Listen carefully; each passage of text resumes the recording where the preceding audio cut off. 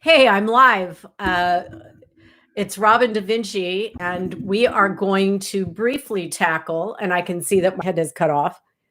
I never know, it's so hard to get these things moving. But I'm going to say to you today, hello, and I want you to talk to your family and talk to your friends about the credit report situation before, during, and after COVID.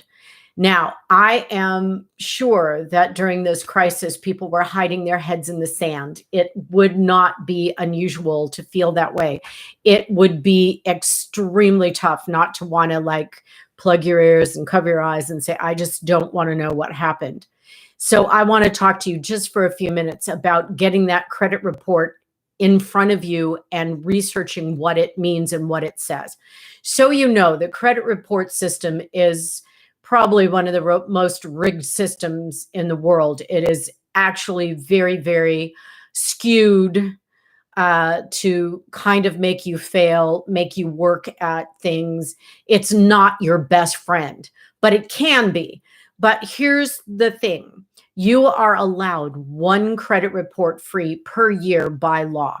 And usually, if you go onto the website of your bank has a way to check your credit score. In fact, usually on the front page, it says, learn your FICO score or check your credit score or look at your credit report. And I encourage every one of the millions and millions of people that are out there that struggled during the pandemic to find out how it affected your credit score. So let me tell you the credit score. 850 is perfect. Some places made it 900, but I believe right now 850 is perfection.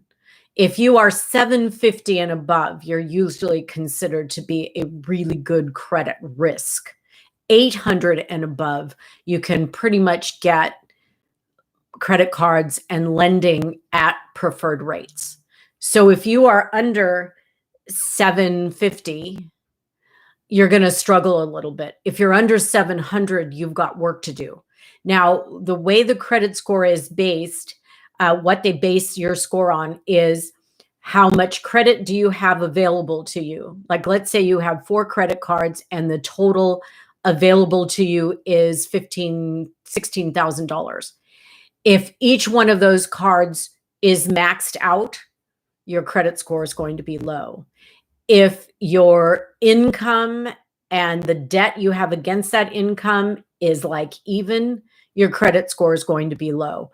What they're looking for is that you have credit available to you of 16,000 and you've used 2.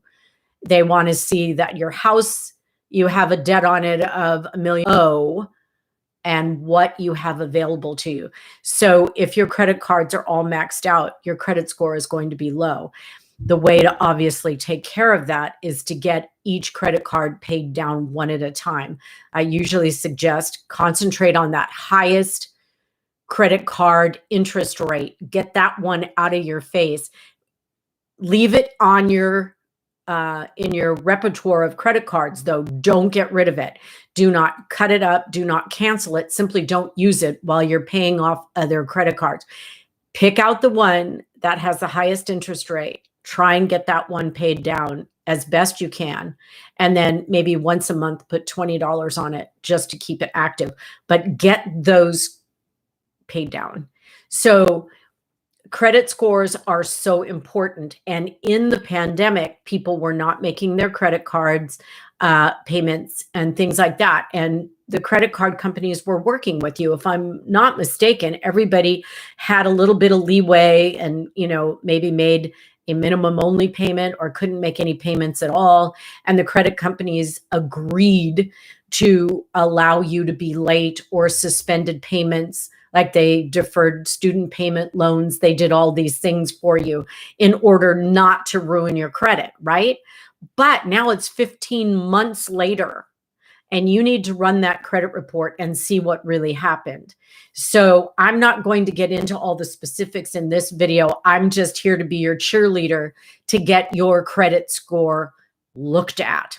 And look at if there's any foreclosures on it, any defaults on it, any there's another word that when you don't pay your credit card, they come after you and then you ignore it and then they charge you for it. My ex-husband did that to me one time with a credit card for our kids when they were in college. It was a bad thing. It lowered my credit score by 110 and I wasn't eligible for a good interest rate on my auto. I actually was going to get a 2.9, and because my credit score had dropped to 690 because of that default on the credit card, my social security number was on that credit card. I ended up having to pay 6.9% for my car when all those low interest rates were available. So the world opens up to you in a much better way when you have a good credit score. And you might throw up your hands and say, you know what, I can't fix this. It can always be fixed. It can always be worked on, but it can't be anything until you look at it. So please, anybody who sees this, your friends, your family, run your credit score. We're going to talk about it with teenagers. We're going to talk about it with community colleges so that you aren't behind the 8 ball and you don't wreck your credit before you even get out of college or before you leave your parents' house. There are so many things that you need to do to keep that score up. Like I said, right now, I believe 850 is the gold standard. If you're above 800, good for you. If you're below 800 but above 750, you're in a good B plus, BB plus place. But if you're starting to get below 750 and even in the high 600s, lenders are not going to give you the preferred rates. They're not going to do what you need to get ahead. And that will really impact you if you're a new home buyer, if you are, want that first credit card. It's very important. So how do you find your credit score? Go onto your bank website and see if they have a login for that, see your credit score. Banks run your credit scores when you ask for credit cards. In fact, you kind of get dinged every time someone checks your credit. So you have to be aware of all the things that happen when you're asking for loans and credit. So do me a favor, go to freecreditreport.com. At first, don't sign up for anything but that one free report.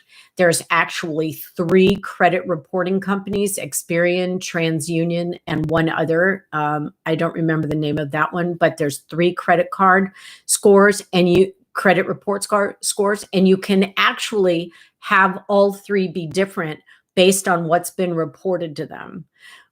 There's another hint here, another good point. Please ask when you're doing something with your credit to ask them if their look at your credit score is going to impact your credit score. Some do, some don't. This is a very tricky area. So first, go get your credit report. I will answer questions about it later. I will look at them, like a fake one to try and point out to you what you're seeing.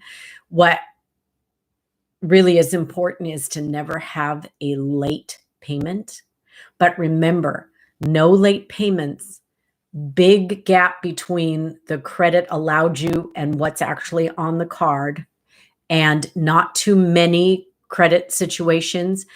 Don't close out 0 credit cards that have an opportunity for you to use them once a month for something little so you keep it active. Having that credit card that you don't use but maybe gives you $5,000 in credit helps your credit score. So there's a lot of little things you can do. If someone says cut up those cards and throw them away and don't use them, in the long run that could impact you. Having them, not using them, and having them be part of your credit report is much healthier.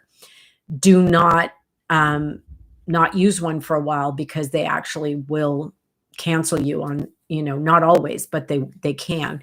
So, and look at your interest rates. Okay. So we want to go on, get our credit score, look at our credit cards and their interest rates. If we're maxed out, pay down the one with the highest interest rate first. Or the other strategy would be get the one with the lowest interest rate paid off and then move the balance from the high interest to the lower interest. The great thing about this, if you can get your debt ratio paid off, the credit amount to how much you owe, it will help your credit score a lot.